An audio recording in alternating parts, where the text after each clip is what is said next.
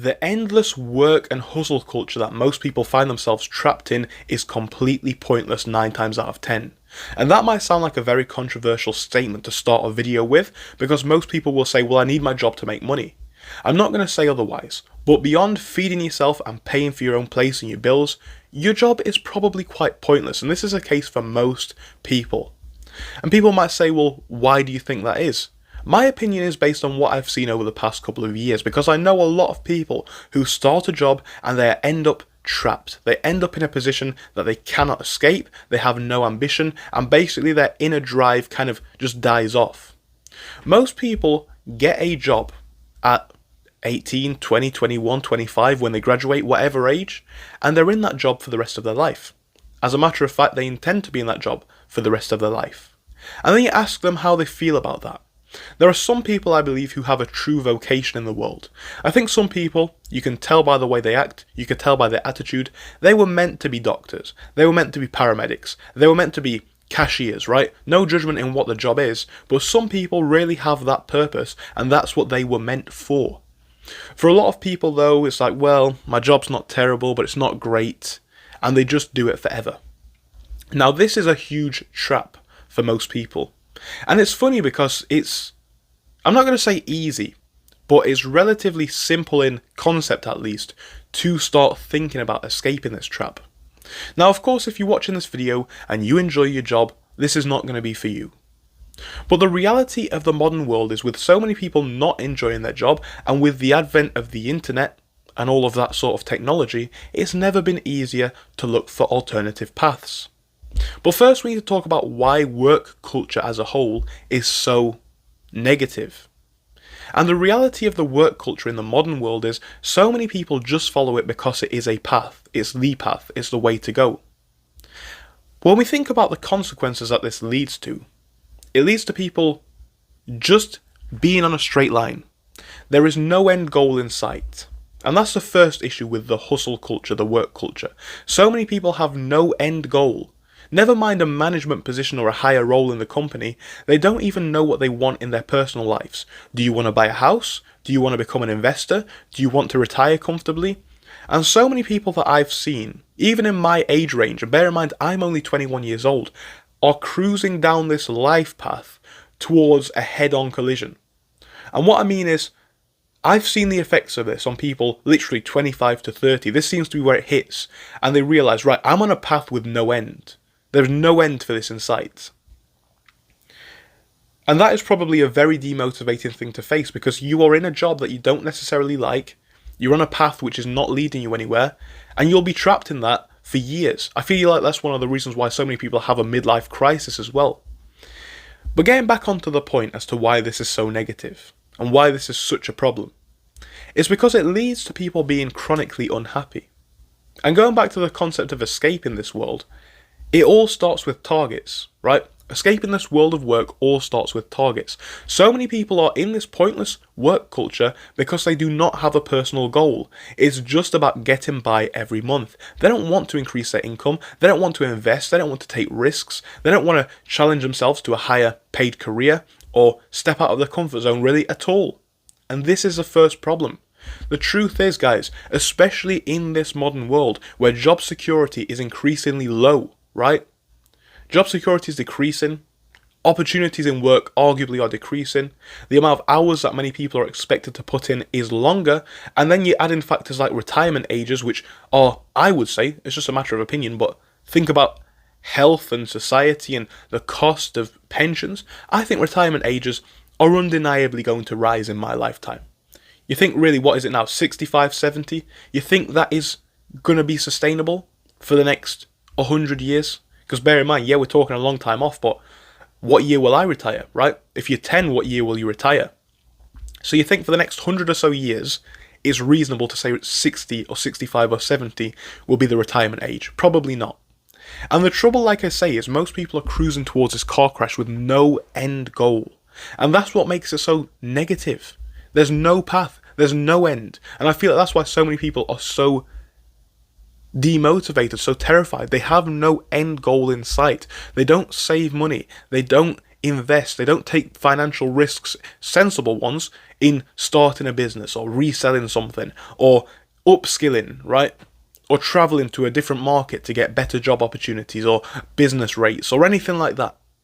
And this all sounds quite out of the box to a lot of people, I know, because I've heard it a lot, but the reality of the modern world is this: you will end up trapped, and most people are already trapped, in a life that you hate if you don't have a path, if you don't have a plan, if you don't try new things. So many people cruise through life, like I say, with this idea that everything will be fine, and sure, as long as you don't, I don't know, fail too bad, everything is going to be fine. But in my humble opinion, life is not about surviving. So many people out there in the UK, in America, in the Western world, in fact, in the whole world, are not thriving in life. They are surviving. And take a place like the UK. I know we talk about the cost of living crisis, the economic downturn, the difficulty finding jobs, but the reality of even the UK is there is money everywhere. The streets are lined with gold. Think about it. If you live in any big city or even relatively big town, you probably walk past £1 billion worth of property every day. Not unreasonable at all. The streets are lined with gold. But going back to my overall point, this is why planning is so very important. And you can start making a plan whether you're 18 or 50. And I know some people will find that patronising, being as I am so young myself, but I'm going to say it right now. I had a financial plan in my head 2 months ago, 3 months ago, maybe even 4 now. I basically had no money. I had a lot of financial difficulties. And I thought, right, so I can get a job, fine, and I quite enjoy the job that I have, I'm not going to lie about it. At the same time, I can't do this forever. This is going to kill me when I'm 30, 40, 50. It's just not where it's at. So what was my plan? Well, I needed to have X amount of money saved by Christmas. This was essential. This was in August that it happened. I needed to have X amount of money in Christmas. We've got it. We've got it. And then you think, okay, so now I've got breathing room. That was one step of the plan. Step 2 of the plan. Now I need to have X amount of money by June, July time. And the reason for that is because I'm starting to build savings, investments, and then go on to bigger investments. And people might say this sounds like a difficult concept to grasp. It sounds basically undoable, unreasonable, unviable.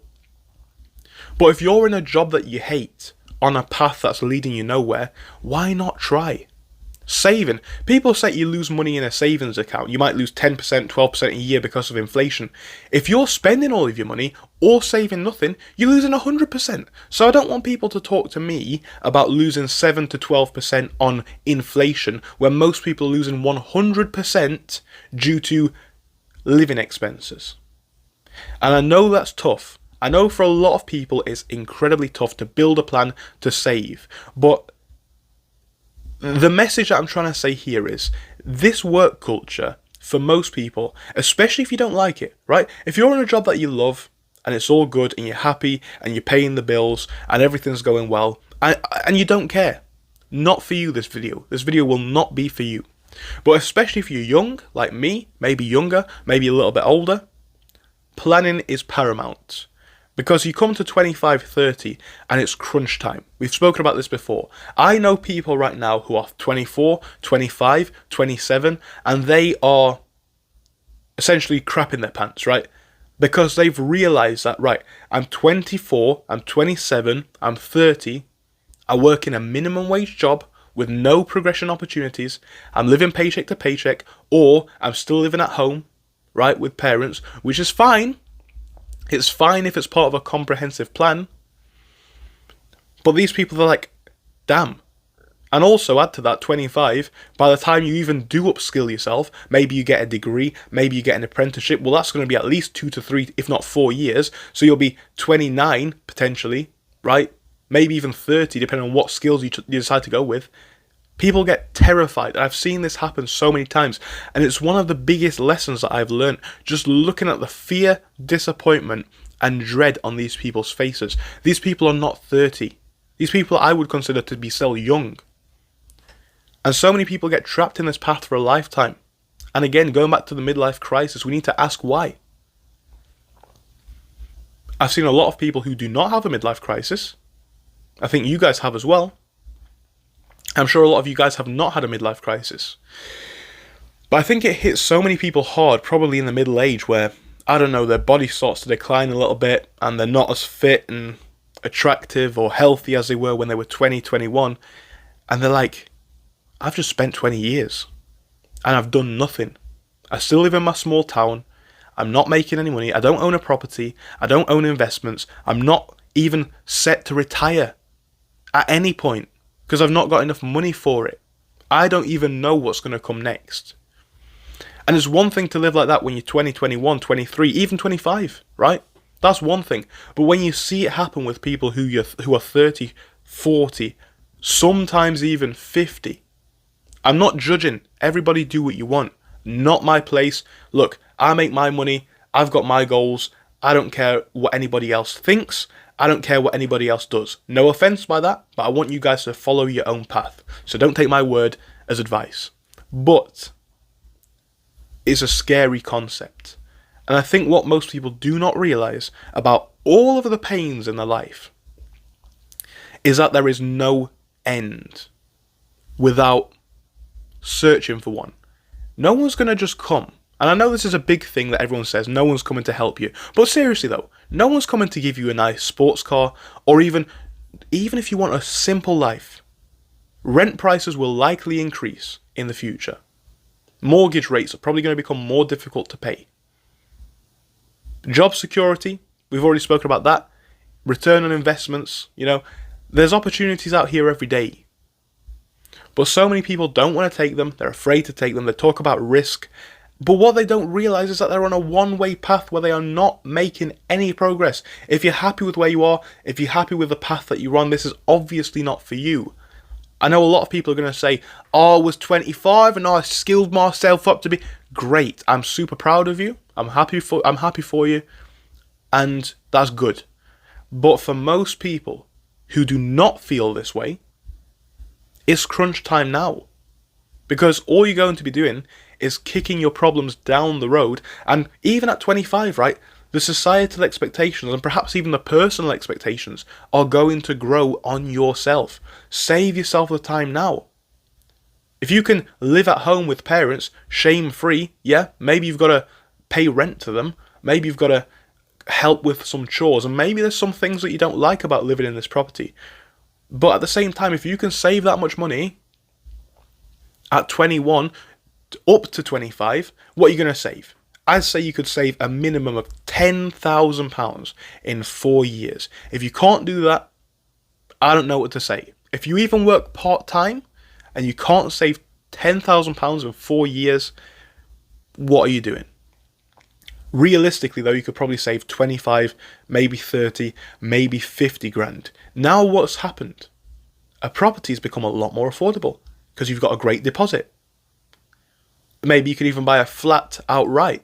Maybe you can take some money to travel. Maybe you can relocate. Maybe you can get a new skill and upskill yourself into a new market. These are all opportunities that come if you have your headlights on. And I know I've used a lot of road analogies here, but think about it. Most people are cruising through life in the dark with their headlights off, hoping that they'll find the way. And the path is not going to light up in front of them. You need to turn the headlights on and wake up, right? And this is what I'm realizing for myself. It's why I'm spending so much time on my businesses, on personal development, on working in my job even, on meeting people, on getting all kind of skills for my current and future self, because this is going to be super scary for me long term if I don't.